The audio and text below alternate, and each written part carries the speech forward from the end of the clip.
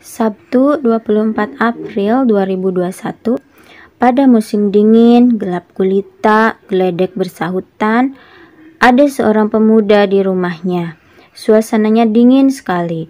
Dia lihat di luar ada seorang kakek menghampiri membawa lampu. Ada seorang ibu berada di lantai 2 di rumahnya. Melihat kakek disuruh membawa lampu oleh pemuda itu, prasangkanya. Padahal pemuda itu menjawab, biarkan dia masuk neraka. Pemuda itu tahu kalau kakek tersebut adalah iblis. Rata-rata anak manusia sekarang jadi permainan iblis. Ciri iblis memakai ikat pinggang, membawa tasbih.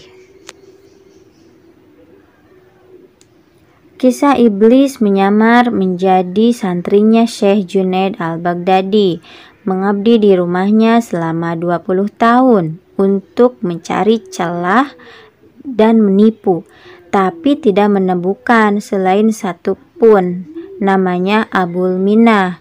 Ia pun akhirnya pamit pulang. Ya Syekh, apakah kamu tidak tahu siapa aku ini?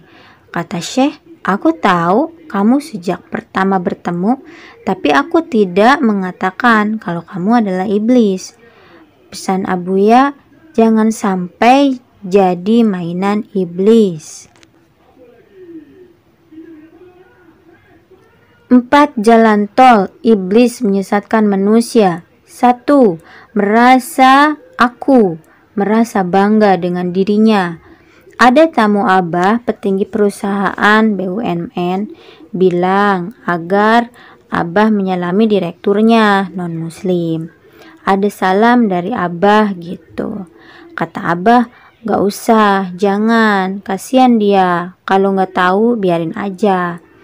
Barang siapa hormat pada kekayaan, pangkat dan sebagainya, maka ia akan masuk neraka.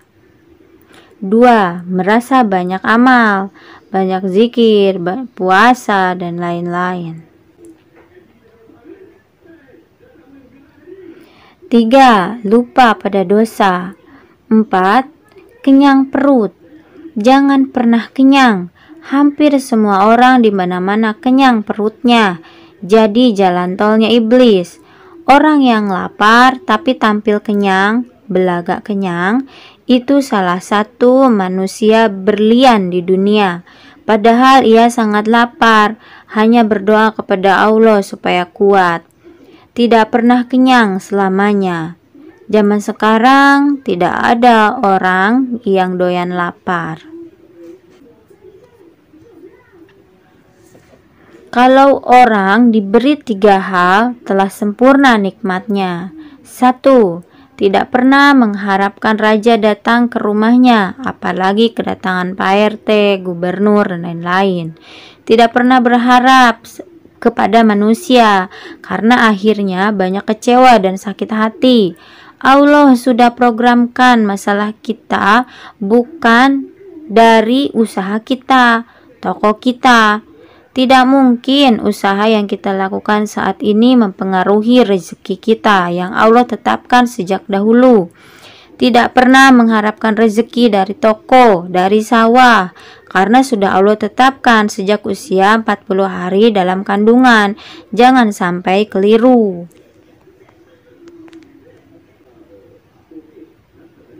2. Tidak pernah mengharapkan dokter datang ke rumah kita, khawatir tidak mendapatkan nikmat sempurna. Kisah Abah. 6 hari 7 malam tidak tidur. Abah berlomba wirid dengan setan. Ternyata setan tidak ada berhentinya. Akhirnya Abah termotivasi untuk terus wirid dan tidak tidur. Jadinya Abah sakit. Anaknya menyarankan Abah untuk berobat ke dokter. Dokter paling bagus, banyak dikunjungi pasien, bahkan antriannya pun sampai 4 bulan. Kata Abah, jangan berobat ke dokter itu. Waktunya 20 menit per pasien, biayanya 1.500.000. Kalau Abah panggil dia ke rumah, kasihan dia, jangan diganggu. Biarkan dia dengan pasiennya.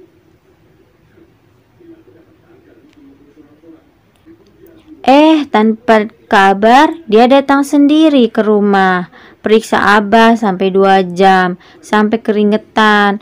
Malah dia yang ngasih duit ke Abah, padahal gak diharapkan datang. Ketika kita berobat, ada iman kita yang tergelincir.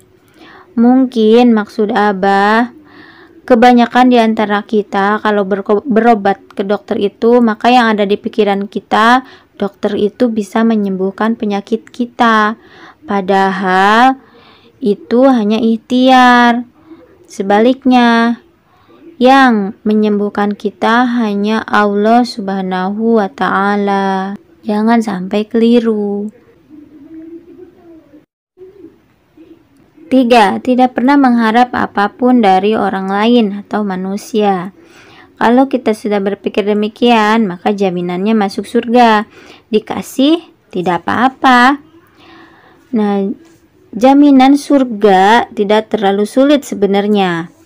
Mengharapkan pemberian dari orang lain haram hukumnya. Sekalipun puasa setiap hari, sholatnya setiap malam, pahalanya habis karena berharap orang lain ketuk pintu ke rumah kita. Rezeki sudah ditentukan ketetapannya sejak 4 bulan dalam kandungan. Jangan datang saat musim atau jangan berharap. Kata Abah, berharap dari sawah 6 hektar tanam padi, gagal panen karena musim hama. Mengharapkan dari sawah salah, tetapi dari Allah. Itu saja ya, sekedar informasi lah yang disampaikan Abah. Mudah-mudahan bisa diterima dan mohon maaf apabila ada yang kurang pas di hati. Kurang lebih mohon maaf. Assalamualaikum warahmatullahi wabarakatuh.